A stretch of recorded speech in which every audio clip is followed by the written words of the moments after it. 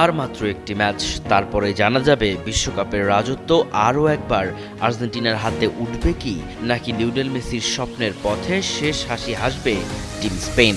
New জার্সির MetLife স্টেডিয়ামে রাতেই মুখোমুখি হচ্ছে আর্জেন্টিনা ও স্পেন। আর এই মহারণের আগে আবেগঘন এক বার্তা দিয়ে যেন নিজের অনুভূতির কথাই জানিয়ে দিলেন আর্জেন্টাইন অধিনায়ক লিওনেল মেসি।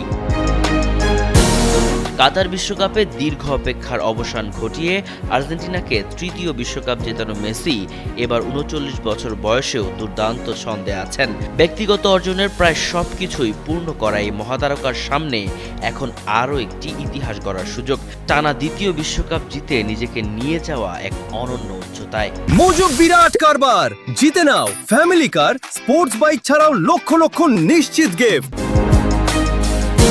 ফাইনালের আগে পুরো দলের সঙ্গে তোলা একটি ছবি সামাজিক যোগাযোগ মাধ্যমে পোস্ট করে মেসি লিখেছেন, ফলাফল যাই হোক না কেন এই দল ইতিহাস লিখে ফেলেছে।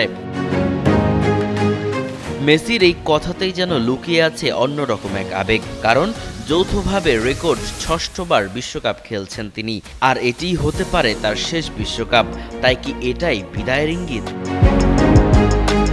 মেসি লিখেছেন, শুধু শিরোপা জয় নয়, পুরো পথ চলাটি ছিল সবচেয়ে সুন্দর। এই দলের সঙ্গে প্রতিটি দিন কাটানো, একসঙ্গে লড়াই করা, কঠিন সময় থেকে ঘুরে দাঁড়ানো এবং প্রতিটি মুহূর্ত উপভোগ করাই ছিল সবচেয়ে বড় প্রাপ্তি।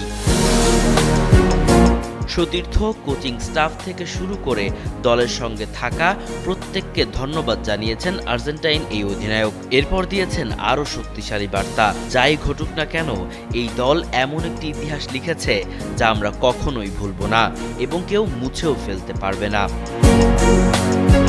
খেলোয়াড়, কোচিং স্টাফ, চিকিৎসক, কিটম্যান, রাঁধুনি, সহায়ক কর্মী, এমনকি এএফ-এর সভাপতি ক্লাদিও তাপিয়াও। এখন অপেক্ষা শুধু মাঠের লড়াইয়ের। ইতিহাস তো ইতিমধ্যেই লেখা হয়ে গেছে, কিন্তু প্রশ্ন উঠছে, মেসির আর্জেন্টিনা কি সেই ইতিহাসে যোগ করবে আরও একটি সোনালী অধ্যায়? দেখা যাবে মাঠের লড়াইয়ে।